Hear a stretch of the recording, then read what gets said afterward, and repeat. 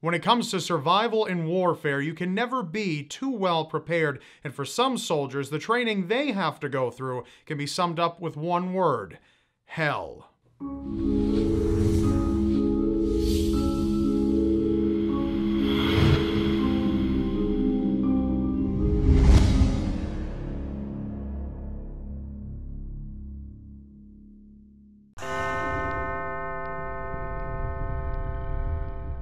Taiwanese Marines are subjected to a very special portion of their training referred to as the Road to Heaven. The Road to Heaven is the final stage of an intense 9-week amphibious training program full of arduous exercises. And as the end of their training approaches, so does a 50-meter pathway of jagged rocks and coral. Trainees are then forced to leopard crawl across this incredibly painful path, wearing nothing but shorts and shoes. The rocks and coral cause immense pain as the soldiers scrape their bodies across.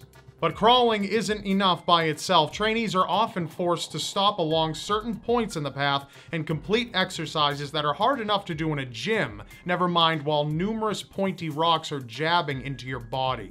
At times, the instructors even add insult to injury by doing things such as spilling water on the trainees when they're unaware as they go about their journey on the path, bashing bones and tearing open flesh.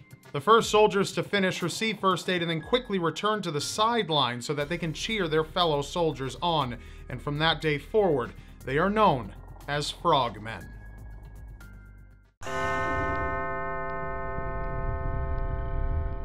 The Navy SEALs are one of the most popular military forces in the world, and there is no wonder as to why.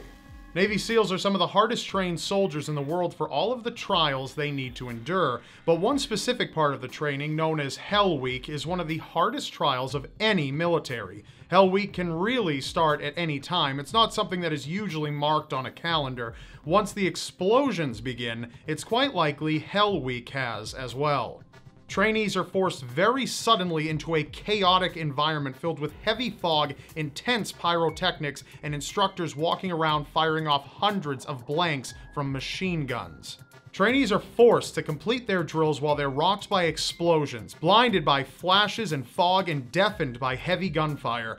The rest of the week is filled with other intense activities that you might expect, like carrying incredibly heavy objects long distances to one that is known as surf torture, which involves soldiers locking arms and wading out into the freezing water of the ocean. They remain there for 15 minutes at a time, and then they're checked for symptoms of hypothermia before being sent right back into the water over and over again.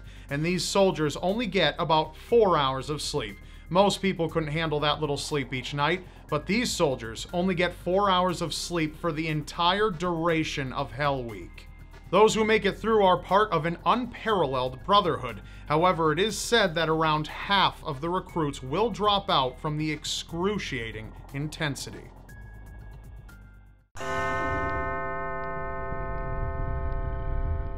Training that is repulsive to even think about, never mind participate in. Russian Spetsnaz are so intensely trained they are able to perform acrobatics and throw weapons simultaneously. Their unique system of martial arts hardens their minds and bodies, which they then test out by quite literally beating each other bloody in hand-to-hand combat until one soldier is unable to continue on without dying. Soldiers also have concrete and other solid materials placed against their bodies in numerous areas like the torso or the head, and then repeatedly smashed with a sledgehammer. And you can't forget when soldiers attach themselves to the back of a vehicle by a cable and are then dragged through the street. But one aspect of the training is much bloodier than all of the rest, and it's not in a way you might expect.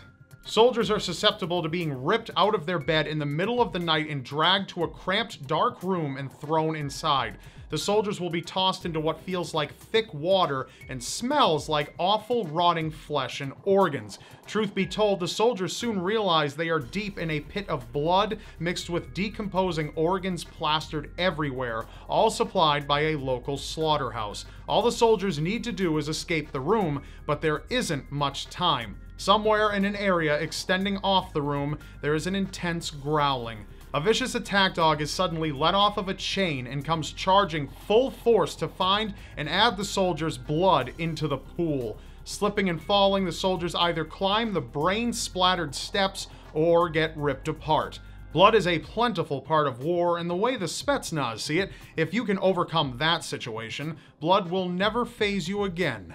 And they are probably right. So try to keep these things in mind next time you complain about going to the gym. That's all for now. Remember, you may not believe it, but anything is possible in a world so seriously strange. If you'd like to learn more bizarre and unexplainable things, please be sure to subscribe to my channel below this video. And I will see you next Wednesday.